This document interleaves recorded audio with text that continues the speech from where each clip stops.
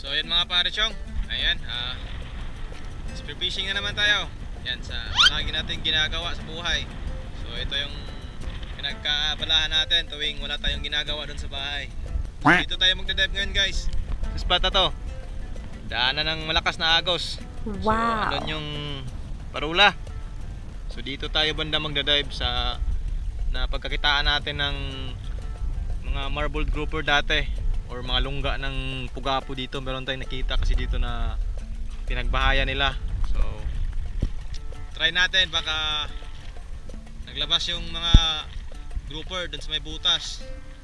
Hindi na kasi natin to na balikan gawa ng hindi natin nakikita yung mga marble grouper. Siguro naglipatan ng mga butas. Pero try lang natin ngayon. Prepare lang muna tayo saglit, tapos magdadive na kaagad tayo.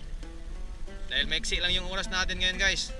Ang oras natin ngayon ay nasa mga alas 3 na siguro ng hapon. Kaya tara guys, magdive na tayo. Let's go!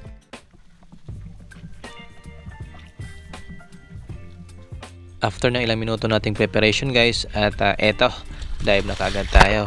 At syempre, along the way papunta dong sa spot, maglo-load na tayo ng mga rubbers natin para kung makita man tayo ng isda, ready na po natin itong panain.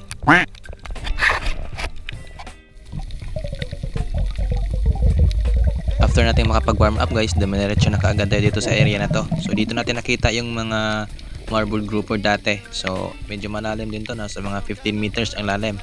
Dito naglulungga yung mga grouper na nakita natin dati guys. Kaya lang sa time na to, hindi tayo nakatiming na naglabasan yung mga grouper dito sa spot na to. Pero eto, tiningnan pa rin natin. Sinilip natin tong malaking butas na to guys. At ginapang pa natin doon sa unahan. Yung mga lungga, sinisid talaga natin kung positive ba nandito yung mga grouper na nakita natin dati.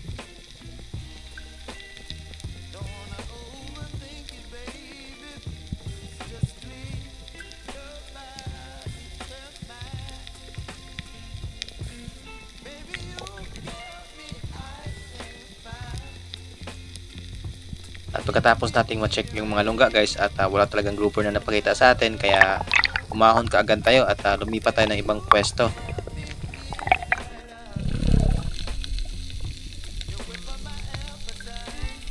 At dito sa dive na to guys, nakalipat na tayo ng ibang pwesto. At siguro itong spot na to ay familiar na sa inyo guys, sa mga nakapanood ng mga previous vlog ko.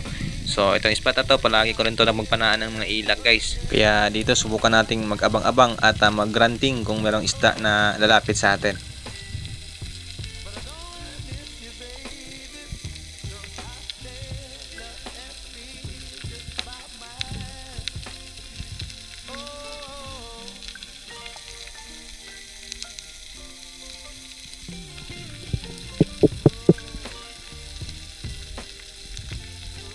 Makalipas ng ilang segundo guys, at eto, may lumapit kagad sa atin na isang samaral. At ayan, tirahin na natin to, at baka tirahin pa ng iba. Napaka-curious ng isda guys, at talagang lumalapit pa talaga sa atin. Siguro ito ay napupugian sa atin, kaya lumapit to sa atin. Good size na rin ang isang to. Umabot ito ng 750 gram. Wow! Kaya ayos na rin, para hindi na tayo dito sa unang isda natin. Ang tawag po sa ganitong isda dito sa lugar namin ay buras po, at medyo may kamahalan din ang bili nito ng buyer sa amin. Ito po ay nabibili ng 230 per kilo to 240 po per kilo. Kaya dito pa lang ayos na rin yung panggasolina natin sa dive natin ngayon.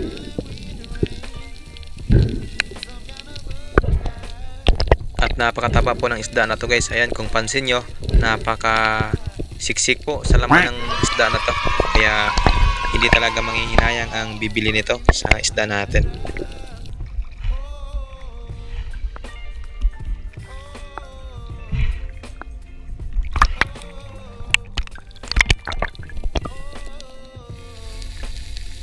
Makalipas ang isang oras guys, at eto, nakahanap ulit tayo ng panibagong pwesto na pwedeng pagpanaan natin. Itong pwesto na to guys ay madalas ko rin itong pagpanaan ng mga ilak. So ayan, kung napapansin nyo, ito rin yung spot na palaging nasa previous video ko na ina-upload ko. So dito kasi ako palaging naghahan tuwing may agos na malakas yung agos. At dito nagpwesto tayo, nag-abang-abang tayo dito, at baka may ilak na lalapit sa atin.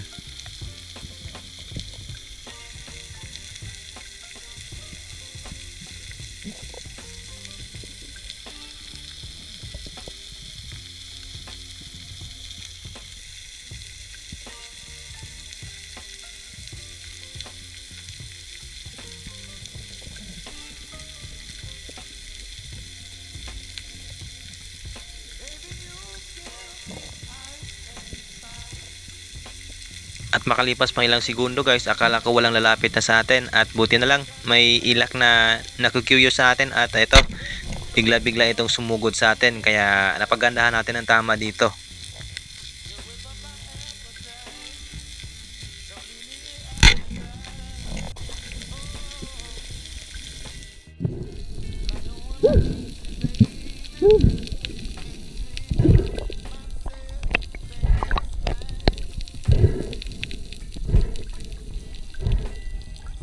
At napakaganda ng pagkatama natin dito guys. Tumagos yung shafting natin, kaya yung isda ay umabot hanggang sa shooting line natin. Kaya talagang secure na secure ang isda natin, talagang hindi makakawala sa ganitong spear fishing. At pagkatapos din nito guys, nag-dive pa tayo, ngunit hindi na tayo nakatagpo ng pwedeng panain natin sa hapong ito, kaya nag-decide ako na umuwi na lang kasi madilim na rin kasi sa ilalim guys. So ito yung huli natin, 2 piraso lang.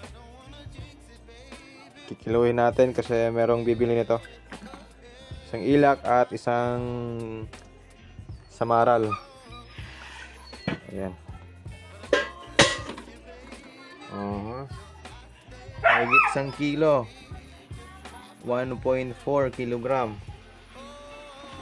Tapos ito namang samaral natin ay 3/4 or 0.75 grams. So pagsamahin natin itong dalawa. Yan. 2 kilo mahigit. 2.1. Okay. So yan. 1 eternity later. At makalipas ang ilang araw guys, ay dumayo tayo. Tinayo natin ang isla ng Sugbay, at eto, solo dive pa rin tayo. Maaga pa lang, tumungo na kaagad tayo papunta dun sa spot kung saan tayo magdadive. So yan guys, meron din palang naman dito sa spot na to. Ayun, isang local na spero din, siguro taga Bitaw ganto or ibang baryo. Ayun, yung bangka na isa, kulay green. Solo dive lang siya. Yung kanyang pana ay badjaw type, yung lumang style ng pamamamana. So dito tayo magdadive. Dun sana tayo magdadive, kaso napakalakas po ng agos. So maya maya tayo pupunta dun. Kapag humina na yung agos, dito lang muna tayo sa tapat na to. Ikot-ikot lang tayo dito. At tingnan natin kung ano yung mga isda na pwede nating mapana sa spot na to. Ito yung spot na napagpanaan namin dati ni Bro Craig. Yung nakapana ako ng PB natin na lapu-lapu or suno. Magdadive na tayo. Yan, babawi tayo ngayong araw na to. Halos naka ilang araw din tayo na palaging buklo. Kaya delay na naman yung upload natin. Sana ngayon makabawi tayo. Tara, let's go! At dito guys, medyo hindi tayo sunyerte sa spot na to. Medyo natagalan tayo bago tayo nakapana ng isda. Ang huli natin dito ay naka 3 danggit lang tayo, at meron tayong 2 lapu-lapu. Hindi na tayo nakabante doon sa spot na tinuro ko kanina kasi hindi po humina ang agos. At mas lalo pa itong lumakas, kaya no choice tayo kundi dito na lang muna tayo sa mababaw na mamana. Dahil wala din naman tayong mapapana doon sa malalim kasi wala pong naghahunt doon sa mga bait fish na inaabangan ko palagi.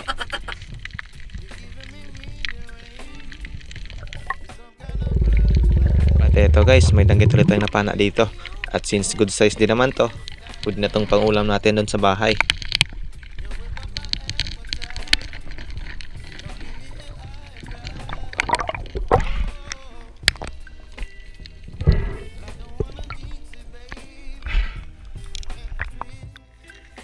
At ito nga guys, habang babalik na ako doon sa bangka ay may nakita akong isang grouper na nakaabang dito sa ilalim ng corals na to. Kaya ito, agad ko itong denive pump para mapana natin, at buti na lang natamaan natin to sa ulo. Kaya paniguradong hindi na makakawala ang isda na to. Dito po sa lugar namin guys, ang tawag po sa ganitong lapu-lapu dito sa amin ay tinatawag itong sibog. Ayan, so pa-comment po guys kung ano ang tawag nito sa isdang ito. dyan po sa lugar ninyo, kasi alam po natin mayroon po tayong iba't ibang tawag sa isda sa iba't ibang lugar natin. At eto guys, meron pa tayong isang nakitang sibog dito sa ilalim ng corals, kaya lang itong shafting natin nag-stuck, bumaon dito sa napakadaming corals, kaya eto binunot lang natin itong mga patay na corals, kaya nakuha din naman natin yung isda na to. At pagkatapos nating ma-secure itong isda natin guys, tayo po ay nagtanghalian muna at lumipat tayo ng ibang pwesto. Ibang spot yung nilipatan natin guys, doon tayo sa spot na madalas nating pagpanaan ng mga ilak. At sa unang dive natin, hindi tayo naka-akto na nagdala tayo ng camera sa pagpanaan natin, kasi yung isda po ay napakailak, kaya po lumapit nung meron tayong camera sa ulo, kaya ayun, tinanggal natin. At effective naman, kumapit naman yung mga isda, kaya nakahuli tayo ng isa dito. A few minutes later. Wow! Malaking ilak. Almost 2 kilogram na rin to. Malaki na rin. At meron tayong nahuli na balo. Ayun. Or needlefish. Parang minamasdan lang tayo ng isda. Nung kanina meron tayong camera, wala tayong nakitang ilak. At nung tinanggalan natin yung camera natin, lumapit ito. Sayang, hindi natin ito na videohan guys. Tinanggal kasi natin yung camera kasi ayaw lumapit ng isda. Parang nahihiya, ayaw magpa-video. Buti na lang, nakaisa pa tayo. Grabe, napakatuma lang panain ngayon.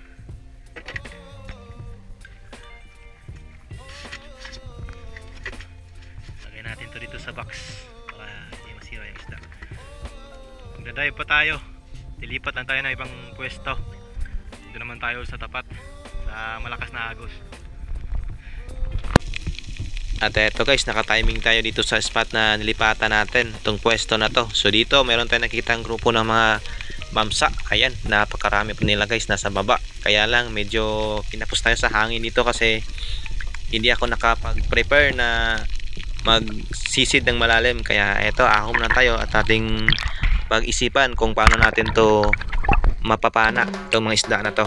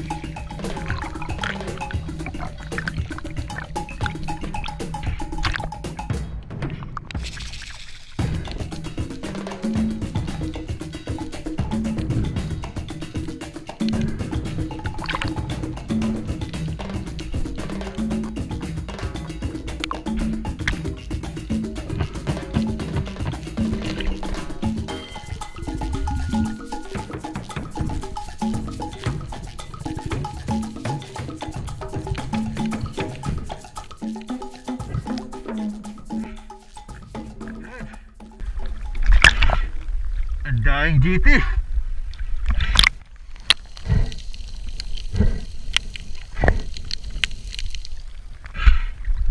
Ang daming GT sa baba guys. Kaya lang yung mga malaki andun sa pinakamaba. Baka hindi lumapit sa atin, hindi tuluyan lumapit, kaya nagsiguro lang tayo nitong isa. Good size na rin, mga 2 kilo. Yan o.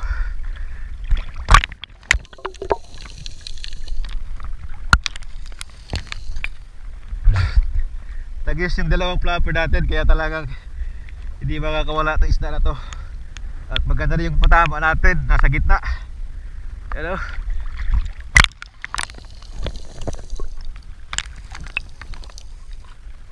Ang daming GT.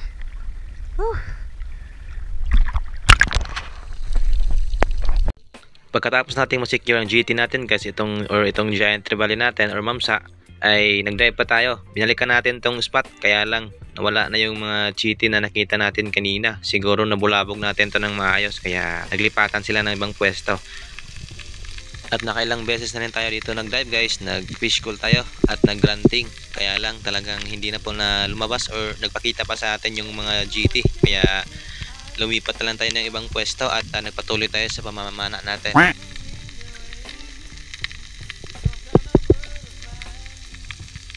At since malapit lang naman tayo sa bangka natin, kaya i-secure muna natin yung GT natin. Ilagay muna natin dito sa bangka natin para hindi maging sagabal sa ating paglangoy.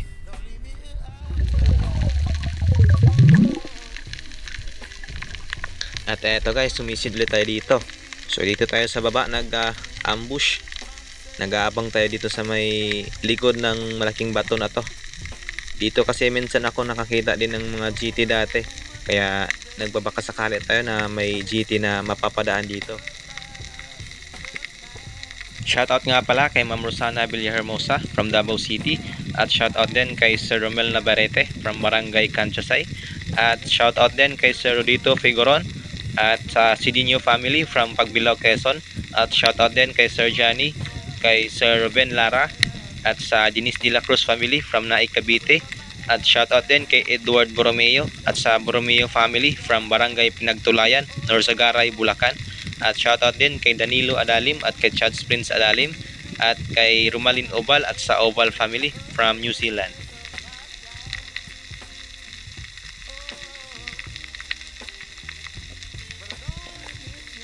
At ilang segundo pang makalipas guys, wala talaga nang nagpakita sa atin na GT at mga ilak. Buti na lang lumingon ako dito sa may bandang gilid ko. At nung paglingon ko dito sa may gilid ko, sa may itaas na, meron ilak na papalapit sa atin. At good size din naman to, kaya kunin na natin.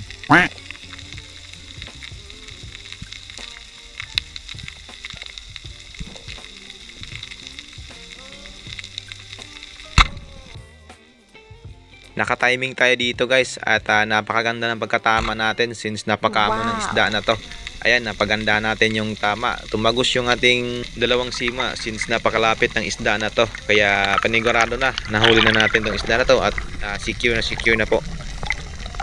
At shoutout din guys sa ating mga kapwa content creator. Unang-una shoutout kay Sir John TV Vlog, kay Buhay Dagat Vlog, Sagay Adventure, Anak Dagat White Sand Lubang Islands, at shoutout din kay Vinobix Vlog, Magmente Maclabid de Cristo from CDO, at shoutout din kay Lix TV Official, Arbook TV, Sea Adventure Page, kay Sarlas TV, kay Kababaw TV, kay Bro Craig Acuzar, at shoutout din kay Rinan Fishing Adventure, Kuya Nur TV, June Fishing TV, Anoy Neil Vlog, kay Kuya Bert Vlog, Linon's Fishing Adventure, Super Pilo TV, kay Nibriha Vlog, Mel for Fishing TV, Andido PH, at kay Kasalom TV. Maraming salamat po. Dito guys, sa dive na to guys, ito na yung panghuling sisid natin since madilim na rin kasi sa ilalim. Ang oras po natin ay nasa mga alas 4:30 na po or alas 4:45 na po ng hapon, kaya madilim na po talaga sa ilalim tingnan. Nag-last dive ako dito guys kasi meron akong nakitang grupo ng mga ilak at ayan, timing yung pagkapwesto natin dito at hindi tayo nagkakamali. Andito nga yung mga grupo ng mga malalaking ilak, kaya eto, pumili tayo ng isa dito.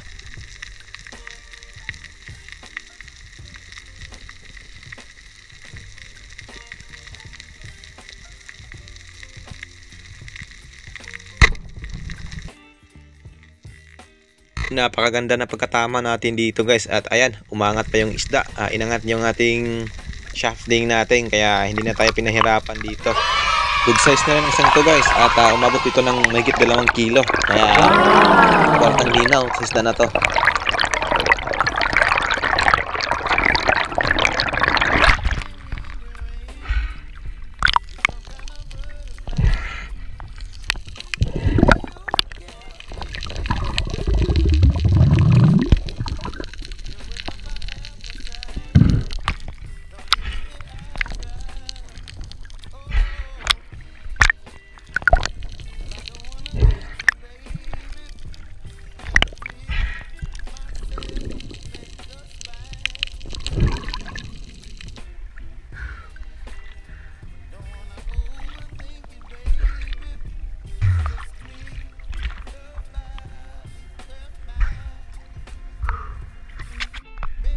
Yan na po tayo. Tuloy yung muna huli natin. Isang mamsa. May malaking ilak tayo. Tapos yung kanina, eto yung kanina. Yan. So medyo hinabi na tayo. Madilim na silalim. Yan. Tapos meron tayo nitong mga dalawang lapu-lapu.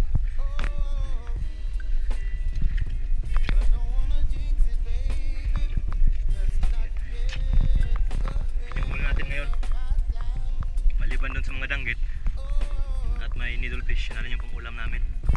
So ito, bibenta natin to. Magkano kaya abutin ito? Yan. Uwian na. Madilim na po silalim guys. Tara guys, let's go. Ibibenta na natin yung isda natin. Few moments later. Alright guys, ayan. So ito na yung kinita natin dun sa mga huli natin kanina. Yung ilak natin, yung 3 piraso ay nagtimbang po ng 5.4 kg, 210 per kilo, kaya naging 1,134. At yung GT naman natin na good size, nagtimbang po yun ng mahigit 2 kilo. Tapos kasama na yun doon yung mga grouper natin na 2, at umabot din ng 3.4 yung 3. At 230 per kilo po yung bili ng buyer natin. At a total of 782. So ito yung kinita natin guys sa araw na to. So 1,916 plus yung mga danggit natin guys ay uulamin sana namin yun, kaso may bumili doon sa amin. At since may ulam pa naman kami doon sa bahay, kaya ibinenta ko na lang. At kumita tayo doon ng 200. So yung total na linis natin ay 2,000 po yung kinita natin. So ayan, 2,000 plus yung kinita natin sa araw na to. Yan, napakalaking blessing na po. Thank you Lord sa blessing. So ayan guys, at hanggang dito na lang muna yung video natin. Yan. Thank you po. Thank you for watching.